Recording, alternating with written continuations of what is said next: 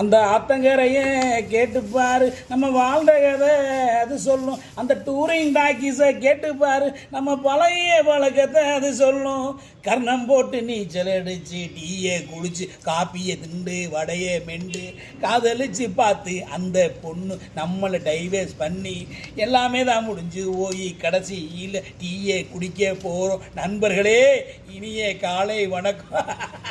நண்பர்களே, செம்ம நண்பர்களே, இனிய காலை வணக்கம் எல்லாரும். ஐயாவுக்கு இன்னைக்கு காலையில் என்னன்னா அருமையான டீ, சூப்பர் டீ. நம்ம திருப்பதி அணை கடையில் டீ தான், ரொம்ப அருமையாக இருக்கும். திருப்பதி டீ வடையில் சுட சுட போட்டு விடுறாங்க, எச்சு ஊறுது நண்பர்களே.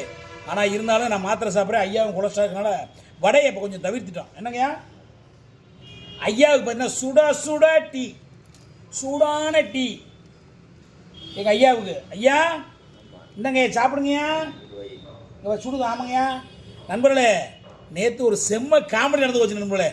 அதாவது அளவுக்கு மீறினால் அமிர்தமும் நஞ்சினுவாங்க. ஐயாவுக்கு ஐயா என்ன சொன்னான்னு கேளுங்க. ஐயா வந்து மணி வீசமணி எனக்கு வயிறுலாம் ஒரு மாதிரி கட்டுது, வெளியே போக மாட்டேன் சரியானாரு.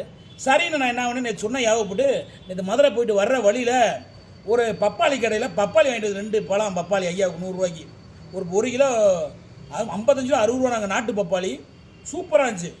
வாங்கிட்டு வந்து ஐயா கொடுத்தா, ஐயா சாப்பிடுங்க. கெட்ட கழிவு உடம்புல தங்க நோய்கள் வரத்தான் செய்யும். அதனால் கழிவுகளை வெளியேற்ற என்ன பண்ணணும்னா அதன் கூடிய பொருட்களை சாப்பிடுங்க, அதை வெளியேற்றுங்க, உடம்பை சுத்தமாக வச்சுங்க அப்படின்னு ஐயா கொடுத்து நண்பர்களே.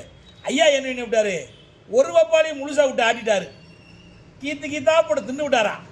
நைட்டில் ஐயாவுக்கு கிடுகிடுன்னு ஆடிட்டார். என்னையா வீசமணி இப்படி ஆடிச்சு பார்த்தா அப்போ சுகரு. ஒரு பப்பாளியே சும்மா கட் பண்ணிட்டு பாதி சாப்பிட்டு பாதியை காலையில் சாப்பிடலாம், முழுசாக விட்டு அடிச்சுக்காரு ஐயா. ஐயாவுக்கு குறைக்க பற்றி இழுத்துருச்சா நண்பர்களே. காலை சிரிக்கிறார் காலையில் சொன்னேன். ஏங்க அதாங்க அளவுக்கு மீறினால் அமிர்தம் நஞ்சு. நீங்கள் கம்மியாக சாப்பிடுங்க இனிமேல், சரியா? இன்னைக்கு ஒரு பப்பாளி சாப்பிட்றீங்களா? பப்பாளியை போட்டுருமா? வேண்டாமா? ஏங்க சுகர் அதிகமாக போய் திருப்பி சுகர் மாத்திரை ஐயா போட்டிருக்காரு. அதனால் சுகரில் இருக்கவங்க எல்லாருக்கும் ஒரு கருத்து சொல்கிறேன். சுகர் பப்பாளியெல்லாம் கம்மியாக சாப்பிடுங்க, எல்லா பொருளும் சாப்பிடுங்க, அளவாக சாப்பிடுங்க. என்னங்கய்யா ஐயா ஒரு சில வார்த்தைகள் ஓங்கி பேசுங்கய்யா. எப்பவும் மாதிரி சாப்பிட்டையா? எப்பயும் மாதிரி சாப்பிட்டீங்க, சரி. அது வந்து இனிப்பு ரொம்ப அதிகமாக இருந்திருக்கியா? இனிப்பு ரொம்ப அதிகமாக இருந்து அதுவும் வந்து சுகர் அதிகமாகிருச்சு. நம்ம கண் தெரியுமில்ல எனக்கு சுகர் வந்தா. ஆமாம், அதனால மறுபடியும் போய் அப்புறம் மாத்திரை உடம்பு மாறிக்கிது. அப்புறம் தெரியாச்சு நண்பளே. ஓகே நண்பளே, இந்த காலை வேளையில் ஐயாவும் நானும் ஒரு சின்ன வீடியோ போட்டுருவோம். இந்த வீடியோ பிடிச்ச லைக் பண்ணுங்கள், ஷேர் பண்ணுங்கள், கமெண்ட் பண்ணுங்கள். மற்றொரு வீடியோ சந்திக்க முடியும். மதுரை மீசமணி வெள்ளியேட்டி சிவங்க எங்கே கார்மிகம். நன்றி, வணக்கம்.